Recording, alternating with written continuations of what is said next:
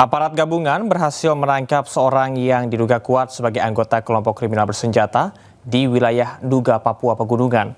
Pria berusia 30 tahun tersebut diketahui merupakan bagian dari jaringan kelompok KKB pimpinan Egyanus Kogoya dan terlibat dalam sejumlah aksi kekerasan bersenjata di wilayah Kenyam dan sekitarnya.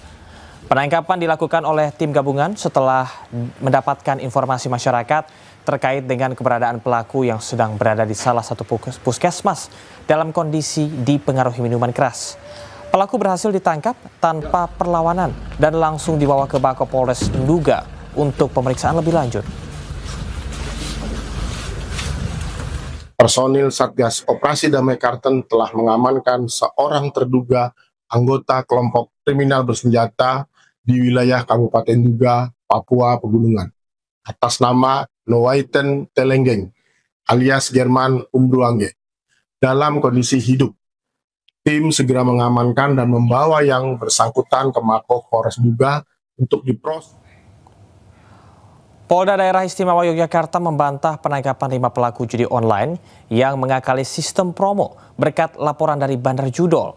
Polisi memastikan terbongkarnya aktivitas judi online di Banguntapan, Bantul karena laporan masyarakat.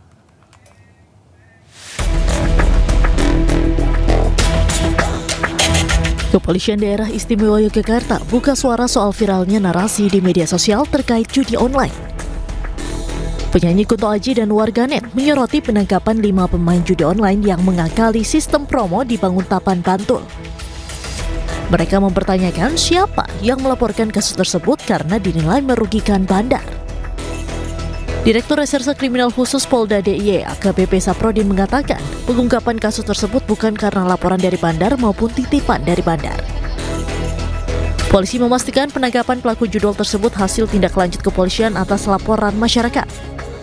Masyarakat mencurigai adanya aktivitas di sekitar lokasi bermain judol. Penindakan judi online tersebut juga murni tindakan penegakan hukum.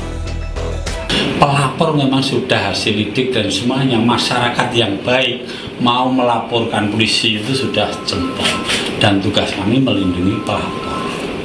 Yang jelas tapi dari kita tidak ada istilah korporasi atau titipan bandar saya kena harus ditangkap dan tidak ada satupun bandar yang kenal saya dan belum ada yang lobby saya. Sebelumnya di Treskrimsus Polda DIY menangkap 5 pelaku judi online dengan modus memanfaatkan promosi situs judol, di mana akun baru berpotensi menang lebih besar. Dalam 1 bulan, pelaku bisa mendapatkan keuntungan hingga 50 juta rupiah. Dari Sleman, Yogyakarta, Heru Trijoko, iNews melaporkan. Jenazah Prada Luki Cepril Saputra Namo diduga korban penganiayaan brutal oleh seniornya dibawa menuju ke Rumah Sakit Wirasakti, rumah sakit milik TNI untuk proses otopsi. Udah tahu dari berapa hari anak saya meninggal, dokter forensik soalnya ada bubarkan ini rumah sakit. Saya ekstrim demi kebenaran, ingat baik. Saudara, baik kasih keluar, cepat, ada lu pikir kasih keluar. Soalnya ada yang lawan beta. Jangan sentuh beta kasih tahu. Setiba di rumah sakit, keluarga tak mampu menahan amarah ketika dikagetkan dengan ketiadaan dokter forensik untuk otopsi. Jenazah Prada Luki Cepril Saputra Namo diduga menjadi korban penganiayaan oleh seniornya diantar ke Rumah Sakit Wirasakti Kupang untuk proses otopsi. Namun sesampainya di rumah sakit, keluarga dikejutkan oleh kabar bahwa tidak ada dokter forensik yang dapat melakukan otopsi di tempat tersebut. Ayah korban Sersan Mayor Christian Namo mengamuk merasa anaknya diperlakukan tak manusiawi setelah gugur dalam tugas negara. Ini mayat anak saya. Masa korban yang sudah korban rugi lagi. Saya karena manusia mau saya urus anak saya. Coba kalau ayam, ya mungkin masih ada hati lah saya biarin.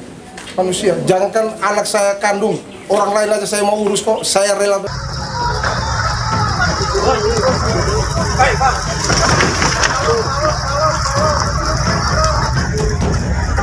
Mobil angkot jurusan Sukabumi Golpara terbakar di Jalan Raya Sukaraja, Kabupaten Sukabumi, Jawa Barat.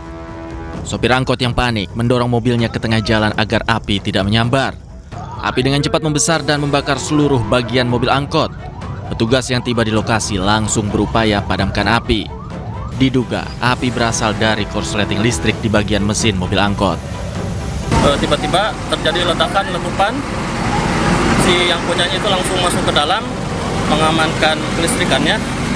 Kemudian api muncul, akhirnya dia dorong ke posisi yang di tengah itu. Asalnya di pinggir di sini. Menurut kesaksian saksi yang tadi saya sempat wawancari, karena yang untuk drivernya tadi saya udah cek, kasihan sekali, itu mengalami luka bakar sekitar 60%. Akibat kejadian ini, sopir angkot menderita luka bakar dan dilarikan ke rumah sakit. Polisi telah mengevakuasi bangkai angkot tersebut, sementara kerugian ditaksir mencapai puluhan juta rupiah. Dari Sukabumi, Jawa Barat, Budi Setiawan, iNews melaporkan. Seorang remaja di Subang, Jawa Barat menjadi korban penganiayaan. Korban ditikam beberapa kali menggunakan pisau kerambit usai mengunjungi rumah kekasihnya.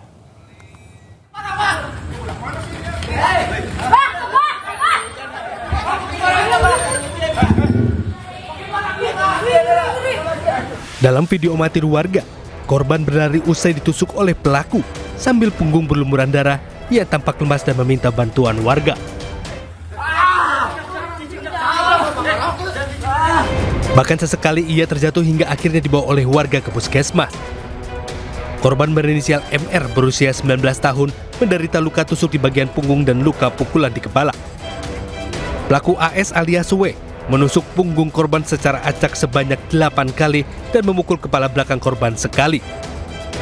Aksi ini dilakukan bersama 3 rekannya yakni AA, AS, dan FF. Insiden bermula saat korban mengunjungi rumah kekasihnya dan terlibat cekcok melalui pesan WhatsApp dengan pelaku utama.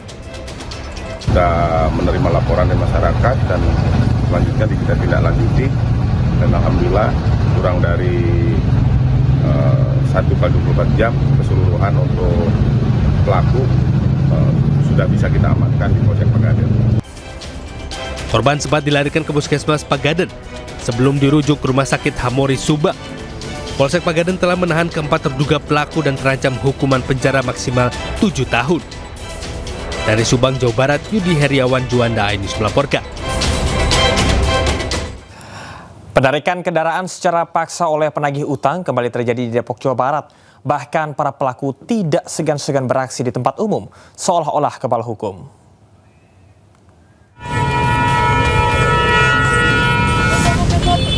Kelompok penagih utang kembali berulah dengan berusaha merebut paksa motor milik warga di Jalan Raya Margonda, Depok.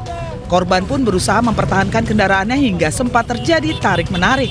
Aksi perampasan ini tergolong nekat karena dilakukan di tengah keramaian dan saat siang hari.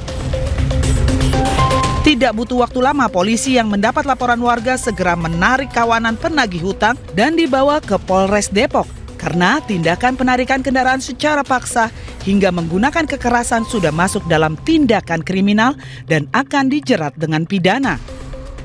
Harus ada laporannya. Nah ini terkadang kadang-kadang masyarakat dengan membuat laporannya kalau motornya ditarik. Nah, ini kan sebagai dasar kita. Tapi tentu walaupun belum ada laporan, kita akan lakukan kegiatan preventif ya yang sudah kita turunkan bersama dengan Kodim. Ya saya sudah komunikasi dengan Pak Dadem, kita satu visi untuk bisa mewujudkan Kota Depok ini aman, terkhusus dari tadi. Kian maraknya aksi perampasan kendaraan oleh kelompok penagih utang membuat polisi terus mengimbau untuk tidak ragu melapor ke kantor polisi. Diharapkan warga Depok lebih tenang dan berani melaporkan jika ada ancaman dari penagih hutang. Dari Depok, Jawa Barat, Iyung Rizky, iNews melapor.